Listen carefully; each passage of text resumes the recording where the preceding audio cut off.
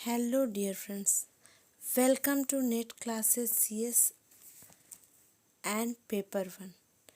Dear friends, मैं ज्योति कुमारी आपको करवा रही हूँ NTA UGC net computer science के आर्टिफिशियल इंटेलिजेंस के content plus previous year question. Dear friends, artificial intelligence के प्लेलिस्ट में आपको अभी लास्ट जो 4-5 वीडियो लेक्चर्स हैं उसमें सारे प्रीवियस ईयर क्वेश्चंस हैं विथ बेस्ड एक्सप्लेनेशन। बिल्कुल अच्छे से मैंने एक्सप्लेन किया है और मैं बिल्कुल आपको एक भी क्वेश्चन छोड़ना नहीं चाहती हूँ। मैं चाहती हूँ कि A to Z सारा प्रीवियस ईयर क्वेश्चन आपको यहाँ मिल जाए और मैंने कंटेंट भी आपको दिया है। कुछ फज्जी और न्यूरल नेटवर्क अभी बाकी है, मैं उस पर भी काम कर रही हूँ। देखिए फ्रेंड्स, क्या है कि आप जब किसी चीज़ को पढ़ना चालू कीजिए तो उसको बढ़िया से बिल्कुल एकदम अच्छे से कीजिए, कंप्लीट कीजिए। और अगर कोई सोचे कि हड़बड़ में और शॉर्टकट में एग्ज़ाम क्वालिफाई होगा तो ये कभी नहीं होगा। तो इसलिए हर बार के फेलियर से अच्छा है कि आप एक बार मन लगा के जब तक सेटिस्फेक्शन नहीं हो एक सब्जेक्ट को, एक यूनिट को पढ़िए और उसके बाद फिर नेक्स्ट यूनिट पे जाइए, या फिर बीच में ब्रेक ले सकते हैं, आप उसको स्विच कर सकते हैं। कुछ दिन तक एक यूनिट पढ़ते पढ़ते मन बोर हो गया या उबने लगे आप, तो फिर आप स्विच कर लीजिए, दूसरे यूनिट पे जाइए। लेकिन जितना टॉपिक कीजिए वो कंप्लीट कीजिए बिल्कुल अच्छे से। तो मैं आपको आज भी प्रीवियस ईयर क्वेश्चन ही करवा रही हूँ आर्टिफिशियल इंटेलिजेंस के, और एक और लेक्चर बनेगा जिसमें प्रीवियस ईयर क्वेश्चन होगा और उसके बाद AI के NTA UGC नेट के सारे प्रीवियस ईयर क्वेश्चन कंप्लीट हो जाएंगे। मैंने कोई सोर्स नहीं छोड़ा है, हर जगह से मैं खंगाल के और बिल्कुल सारे प्रीवियस ईयर क्वेश्चन ढूंढ के ला रही हूँ। थोड़ा फैमिली है, बच्चा है और हमारा वैसा रूटीन हो जाता है कि मतलब टाइम निकालना थोड़ा मुश्किल होता है, तो मैं धीरे धीरे आपको सारा करवा रही हूँ। लेकिन जो करवाऊँगी वो आपका अपना हो जाएगा, वो 100% हो जाएगा। तो बिल्कुल पेशेंस के साथ पढ़ना है, हड़बड़ में नहीं। पेशेंस रखिए और एक साधे सब सधे, सब साधे सब जाए। तो उसी तरह एक एक करके अगर करेंगे तो सब कर लेंगे, और सब एक साथ करने जाएंगे तो कुछ भी नहीं मिलेगा। तो इसीलिए आप लोग, और अभी जैसे कंपाइलर डिज़ाइन मृणाली मैम और 1-2 लेक्चर में या मैक्सिमम 3 लेक्चर में उसको पूरा कंप्लीट कर देंगी, तो आपका जो यूनिट यहाँ होगा नेट क्लासेस CS या गेट क्लासेस CSE पे, तो वो 100% आपको होगा। मतलब 99% हम लोग उसको कंप्लीट कर देंगे, 100 तो कोई नहीं बोल पाता है, तो 99% हम कंप्लीट करेंगे। और आपको जो lectures net classes CS paper 1 पर हिंदी में मिल रहे हैं वो सारे लेक्चर्स आपको, मतलब वो सारा सब्जेक्ट हम आपको ये में गेट क्लासेस CSE पर इंग्लिश मीडियम में अपलोड करेंगे। तो जिसको दोनों लैंग्वेज देखना है वो दोनों चैनल को फॉलो कर सकता है। जिसको हिंदी में प्रॉब्लम है वो इंग्लिश देख सकता है, जिसको इंग्लिश में दिक्कत है वो हिंदी देख सकता है। तो आपके लिए हर ऑप्शन है, कंटेंट है, सारा कॉन्सेप्ट है, प्रीवियस ईयर क्वेश्चन है, तो मतलब सब कुछ आपको हमारे चैनल पे मिलेगा। और इसके बाद अगर आपको जो भी चीज़ कमी लगता है या ज़रूरत महसूस होता है तो आप बेझिझक हमें व्हाट्सएप कर सकते हैं, टेलीग्राम ग्रुप पे जुड़ सकते हैं, जीमेल कर सकते हैं। तो आप हमसे संपर्क कर सकते हैं, आप कमेंट कर सकते हैं। तो डियर फ्रेंड्स, ये मुझे थोड़ा सा बोलना पड़ जाता है क्योंकि मन ना बहुत भटकता है, तो उस मन को कंट्रोल करने के लिए मैं ये 2-4 लाइन आपको बोल देती हूँ। मे बी इससे थोड़ा आपको हेल्प मिल जाता हो। तो चलिए हम आगे क्वेश्चन पे बढ़ते हैं। Artificial intelligence AI an environment is uncertain if it is. तो आप खुद ये कॉमन सेंस से सोचिए कि कोई भी इन्वायरमेंट अनसर्टेन कब होगा? Not fully observable and not deterministic. तो जब फुल्ली ऑब्जर्वेबल नहीं है और नॉट डिटर्मिनिस्टिक है तो एंड है, यानी कि दोनों साथ होगा तब। तो क्या कोई फिक्स है कि डिटर्मिनिस्टिक और ऑब्जर्वेबल दोनों 100% साथ हो तभी हो? तो ये नहीं। लेकिन नॉट फुल्ली ऑब्जर्वेबल और नॉट डिटर्मिनिस्टिक तो ये सही है, क्योंकि और यहाँ लगा है। अगर वो फुल्ली ऑब्जर्वेबल नहीं है तो भी वो अनसर्टेन है, और अगर वो नॉट डिटर्मिनिस्टिक है तो भी वो अनसर्टेन है। तो ये दोनों कंडीशन आइदर और का सिचुएशन है, तो ये सही है। Fully observable but not deterministic, अगर वो फुल्ली ऑब्जर्वेबल हो गया तो फिर अनसर्टेन नहीं हो सकता है, फिर तो वो सर्टेन हो जाएगा। Not fully observable but deterministic, तो अगर डिटर्मिनिस्टिक है तो भी वो अनसर्टेन नहीं होगा, तो भी वो सर्टेन हो जाएगा। तो artificial intelligence an environment is uncertain if it is not fully observable or not deterministic। इसमें ये दोनों ऑप्शन ए और बी ऑप्शन सेम ही है, लेकिन यहाँ एंड और का फ़र्क आ गया है डियर फ्रेंड्स। तो आप इस पे ध्यान दीजिएगा, एंड और। तो यहाँ और है, आइदर और। इसको मैंने अपने लैंग्वेज में लिख दिया है एक्सप्लेनेशन की, अगर आपको नोट डाउन करना तो आप कर भी सकते हैं। तो बी का है आइदर नॉट फुल्ली ऑब्जर्वेबल और not deterministic, any of both can make environment uncertain. Okay, most real world AI environment are not deterministic. जैसे सेल्फ ड्राइविंग कार है, स्टोकेस्टिक AI इसको हम बोलते हैं। स्टोकेस्टिक क्या होता है तो उसका भी यहाँ पे मैंने लिख दिया है। Random neighbouring nodes evaluates it and decide whether to move it or examine another। हम रैंडमली जो नोड को इवेलुएट करते हैं और डिसाइड करते हैं कि इधर बढ़ना है या नहीं बढ़ना है, तो ये हमारा हो जाता है स्टोकेस्टिक। ठीक है, तो ये पूरा मैंने इससे रिलेटेड आपको पूरा अच्छे से समझा दिया। ये क्वेश्चन बिल्कुल क्लियर, और इस कॉन्सेप्ट से अगर कोई क्वेश्चन आता है तो भी आप कर पाएंगे।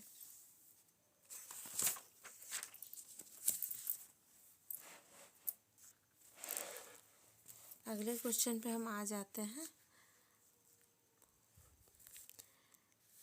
ये जून 2018 का है क्वेश्चन, अप्रोचेस टू AI का है। In artificial intelligence AI a simple reflex agent selects action on the basis of. तो सिंपल रिफ्लेक्स एजेंट्स क्या होते हैं डियर फ्रेंड्स? एजेंट्स का मैंने अभी आप लोगों को कॉन्सेप्ट नहीं कराया है, लेकिन मैं अभी ऐसे समझा देती हूँ। एजेंट्स क्या होते हैं? एजेंट्स वो है जो कोई भी डिवाइस आप कह सकते हैं, या फिर कोई जैसे कोई सिस्टम है, या कोई भी हम जो भी जैसे हम मोबाइल यूज़ करते हैं,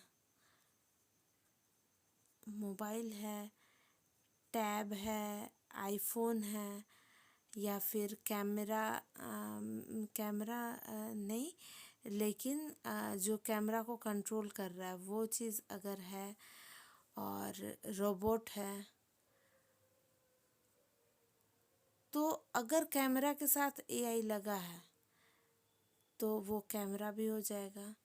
ठीक है, तो ये सारा जो होता है ना वो एजेंट्स होता है। यानी कि कंप्यूटर साइंस में आप मतलब टेक्नोलॉजी में आप किसी भी चीज़ को अगर यूज़ करते हैं, उसमें आपको CPU लगा है और वो कोई काम कर रहा है, या उसमें आप उससे कोई काम ले रहे हैं तो वो एजेंट हम कहते हैं उसको। तो artificial intelligence a simple reflex agents selects action on the basis of. तो एजेंट्स में ना उसके भी टाइप्स होते हैं, ये मैं आपको आगे करवा दूंगी, लेकिन अभी इस क्वेश्चन को मैं समझाने के लिए बता दे रही हूँ। बिल्कुल आपको मतलब सिंपल सा कॉन्सेप्ट है कि कोई भी इलेक्ट्रॉनिक आप जो भी कंप्यूटर से रिलेटेड या इंटरनेट से रिलेटेड चीज़ यूज़ कर रहे हैं जिससे आप कोई हेल्प ले रहे हैं, वो एजेंट की तरह आप समझ सकते हैं उसको। तो उसमें है simple reflex agent. Simple reflex agent जो तुरंत उस पर रिफ्लेक्ट करता है। तो उस तरह का एजेंट क्या है, वो क्या करता है, ऑन द बेसिस ऑफ किस आधार पे वो किसी चीज़ को मतलब सेलेक्ट करता है या उसको रिजेक्ट करता है। तो current percept completing ignoring rest of the percept history. तो जैसे मैंने सेल्फ ड्राइविंग कार का एग्जांपल दिया, वो भी एक एजेंट ही है। तो वो क्या करेगा, करंट परसेप्ट देखेगा, अभी कार कहाँ से कहाँ जा रही है वो चीज़ देखेगा। वो ये बिल्कुल नहीं देखेगा कि हम कहाँ से आए हैं, उसके बारे में पीछे का नहीं सोचने का, वो अभी प्रेजेंट को देखना है। Ignoring rest of the percept history. तो इसका आंसर यही होगा, rest of the percept history completely ignoring ये नहीं होगा, both current percept and complete, क्योंकि सिंपल रिफ्लेक्स एजेंट के बारे में आपको पूछ रहा है। तो इसका आंसर यही होगा कि ignoring rest of the percept history, सारे चीज़ को वो इग्नोर करके प्रेजेंट को देखता है, करेंट परसेप्ट को देखता है।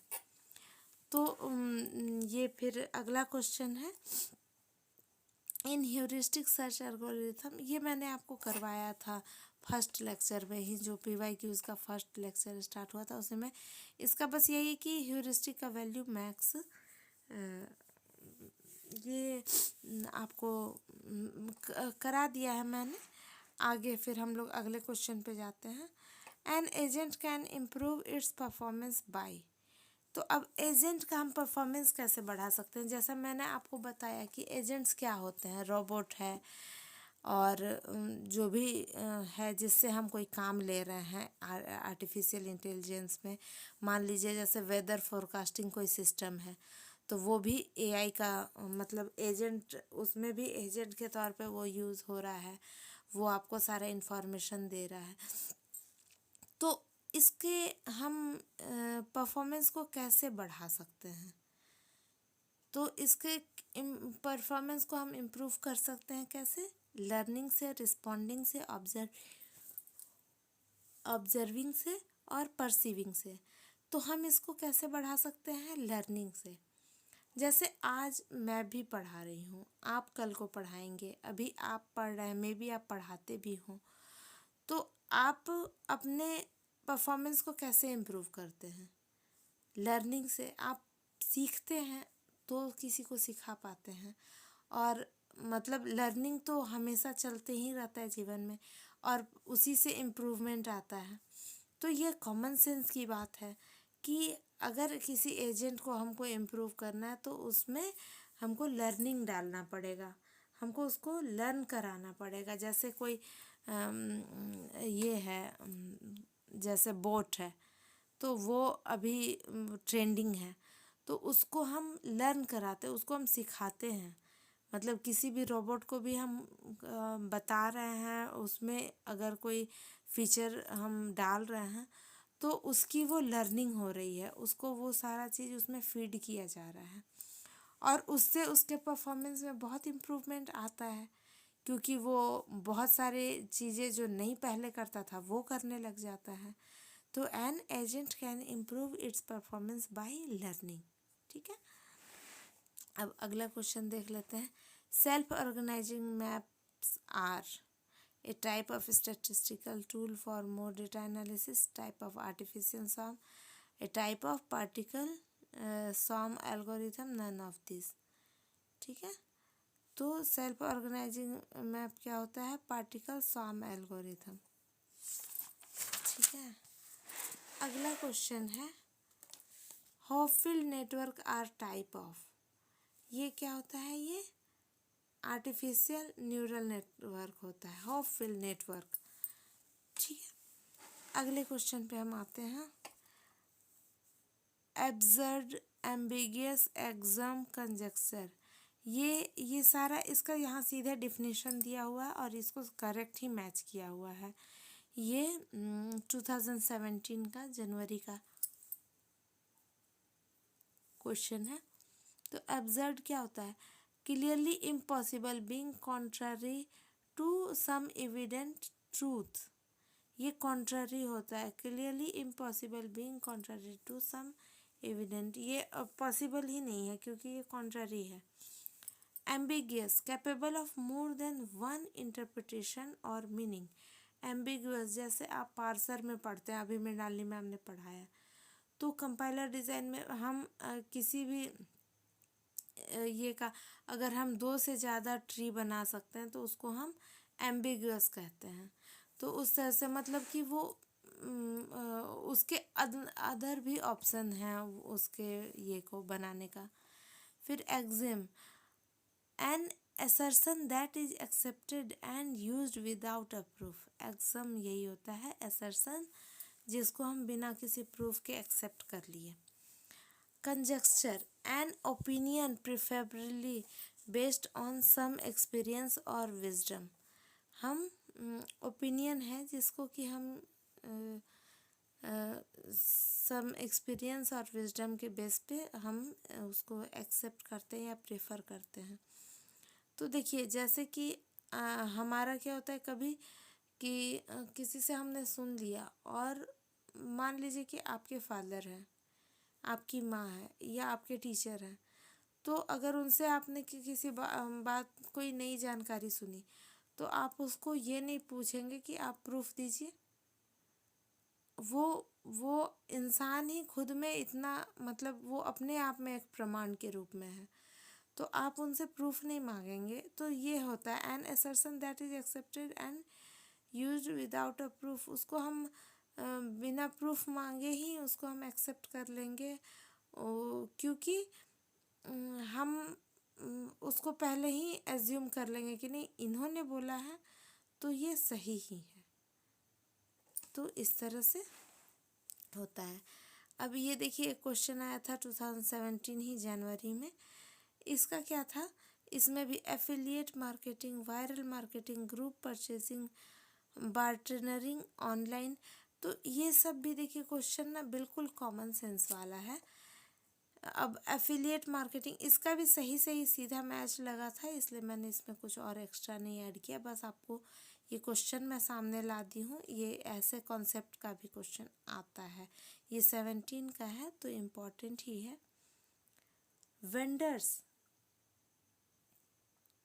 Ask partners to place logos on partner site, if customer click come to vendors and buy, तो ये एफिलिएट मार्केटिंग होता है। जैसे हम देखते हैं एफिलिएशन, हम अगर मैं एक मान लीजिए कि हमारे यहाँ एरिया में कोई एक बहुत अच्छा मेडिकल शॉप है, तो वो अपने आप में उसका नाम है, उसने अपने मेहनत अपने बूते पर उसको कमाया है।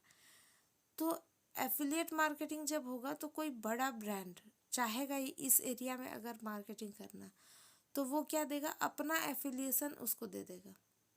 और वो इंसान वो उसका खुद का अपना इतना सारा कांटेक्ट है, जान पहचान है और उसका खुद का बेस इतना अच्छा बना हुआ है, तो उसके बेस के रिगार्डिंग लोग उसके पास आएंगे और वो जिसका एफिलिएशन उसने लिया है उसका एडवर्टीजमेंट या उसके बारे में लोगों को बताएगा। तो क्या होता है, वेंडर्स आस्क पार्टनर, तो वो दोनों पार्टनर हो जाएंगे। Place logos on partner site, आप देखते होंगे कि मतलब कहीं हम जैसे पढ़ाई में ही हम जैसे मान लीजिए कि जैसे मैं भी थी +2 हाई स्कूल में टीचर, तो वहाँ क्या है कि लोग आते हैं हर कंपनी के बुक को पब्लिकेशन के बुक को लेकर आते हैं, मैम आप ये बुक बच्चों को बताइए, 9th 10th के बच्चे हैं, 11th 12th के बच्चे हैं, तो ये बुक आप प्लीज़ प्रीफर कीजिए। तो क्या होता है कि वो उनका लोगो वो देते हैं और उससे रिलेटेड और भी कुछ चीज़ देते हैं पर कार्ड वगैरह कि आप इसको अपने स्टूडेंट्स को दीजिए या मतलब कस्टमर को दीजिए, पेशेंट को दीजिए, मतलब जिस फील्ड का ये चीज़ है। तो ये एफिलिएट मार्केटिंग होता है, मतलब हम वहाँ पे अपना देते हैं, लोगो देते हैं और उसके बाद अगर लोग उस पे आते हैं तो ये ऑनलाइन हो जाता है। जैसे मैं एग्जांपल दे रही हूँ, ये ऑफलाइन का, लेकिन ये ऑनलाइन दे जाता है। Vendors ask partner to place logos. अब मान लीजिए कि हम लोगो लगाते हैं अपने वेबसाइट पे, उस पे अगर कोई क्लिक करता है तो वो सीधे पहुंच जाता है वेंडर के साइट पे, ठीक है, वहाँ और वो बाई करता है। फिर वायरल मार्केटिंग होता है। ये सब टर्म बिल्कुल कॉमन सेंस वाले टर्म हैं। तो जैसे वायरल मार्केटिंग, तो spread your brand on the net by word of mouth, receivers will send you information to their friends. जैसे कि अभी हमारा ही है नेट क्लासेस CS, तो बहुत सारे बच्चे हैं जो पढ़ते हैं और फीडबैक देते हैं या मेल करते हैं, मैम आपके लेक्चर्स बहुत अच्छे लग रहे हैं, आप लोग दोनों बहुत अच्छे से पढ़ा रहे हैं, बिल्कुल क्लियर कॉन्सेप्ट हो रहा है, मैं अपने फ्रेंड्स को रेफ़र करूँगा। तो ये क्या है, ये वायरल मार्केटिंग। मैंने कुछ नहीं बोला, लेकिन उनको है कि भाई अच्छा लगा, फ़ायदा हुआ, तो वो बताने को है कि हाँ मुझे भाई मैम के बारे में बताना है, क्योंकि उनको अपने फ्रेंड का भी बेनिफिट चाहिए और हमारा भी चाहिए, तो ऐसे होता है ये चीज़। फिर है group purchasing, aggregating the demand of small buyers to get a large volume then negotiate a price। अब किसी भी ये को, जैसे छोटे छोटे खरीदार हैं तो वो लोग साथ में मिलके होलसेल जैसे होता है उस तरह से एक प्राइस को नेगोशिएट करते हैं और उसके बाद फिर परचेजिंग होता है। तो इसका सबसे अच्छा एग्जांपल है होलसेल से, आप समझ सकते हैं ग्रुप परचेजिंग को। फिर पार्टनरिंग ऑनलाइन, तो इसमें क्या, exchanging surplus product and services with the process administered completely online by an intermediary company receives points for its contribution।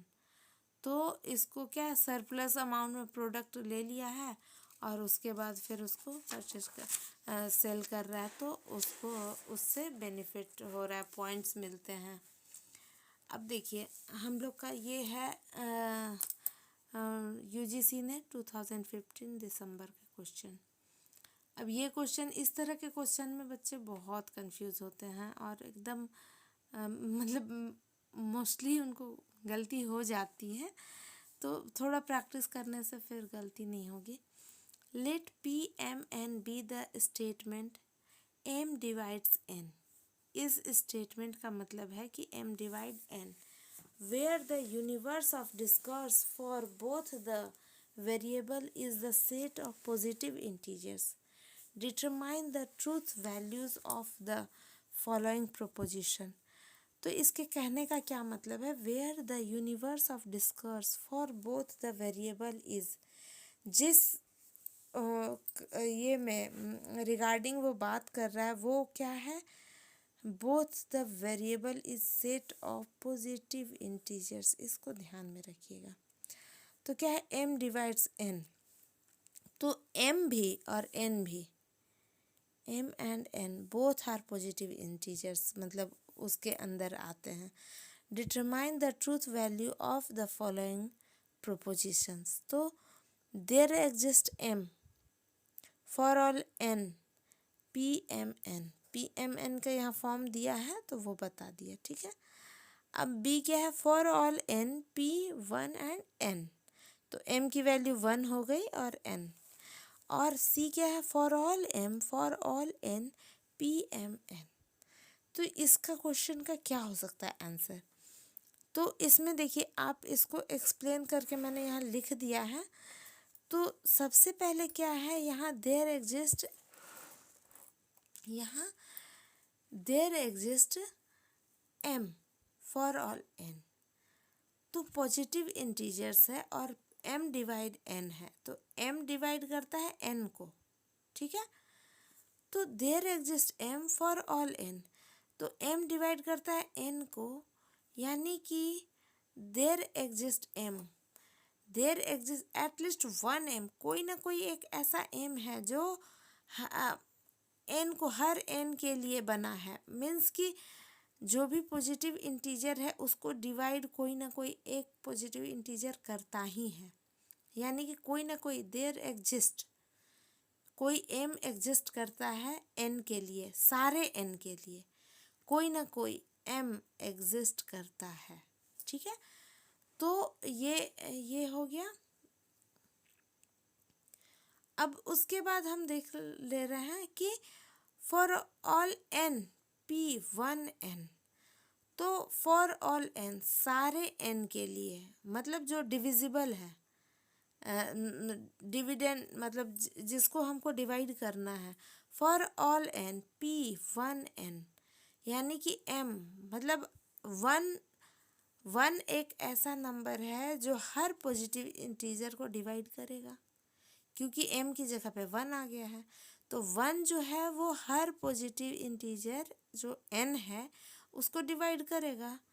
तो ये हर n के साथ सही है, क्योंकि पॉजिटिव इंटीजर को कम से कम एक 1 जो ऐसा नंबर है जो पक्का डिवाइड करता है। उसके बाद है यहाँ for all m, for all n p is m divide n। तो क्या ऐसा पॉसिबल है कि सारे m सारे n को डिवाइड करें, यानी कि सारे पॉजिटिव इंटीजर नंबर सारे पॉजिटिव इंटीजर नंबर को डिवाइड करें? ये इम्पॉसिबल है। तो यहाँ मैंने एक्सप्लेनेशन में बताया है कि देखिए PMN m divides n set of positive integer, a का क्या है, there exist at least one m for all n where m divides n, means for all natural number या integer at least one m is exist for all n which divide n। ठीक है, उसके बाद हम B का देखते हैं, for all n means for all n 1 divide n, यानी कि सारे n के लिए ये फॉलो होता है कि जो 1 है वो हर पॉजिटिव इंटीजर को डिवाइड करेगा। तो ये भी सही है, तो ए भी सही है और बी भी सही है, लेकिन सी सही नहीं है। क्यों सही नहीं है? क्योंकि हर positive integer for all m which divide for all n which is totally wrong because all m can't divide all n। सारे पॉजिटिव इंटीजर को डिवाइड नहीं करते हैं। जैसे कि आप 1 से, चलिए ठीक है, 2 3 को डिवाइड नहीं करेगा, 2 5 को डिवाइड नहीं करेगा, यहीं पे मिल गया इसका आंसर। तो इसका आंसर क्या है? ए है ट्रू ट्रू एंड फॉल्स, ए और बी इज ट्रू। तो ये देखिए मैंने इसको इतने अच्छे से समझा दिया है। अगर आपको दोबारा समझना हो तो फिर से इस वीडियो को देखिए, फिर से सुनिए। मैं तो कई बार मैंने तो कई बुक को, कई ये को जो पढ़ा है वो कई बार, ऐसा नहीं होता है कि आप एक बार 2 बार पढ़े और एक्सपर्ट हो गए।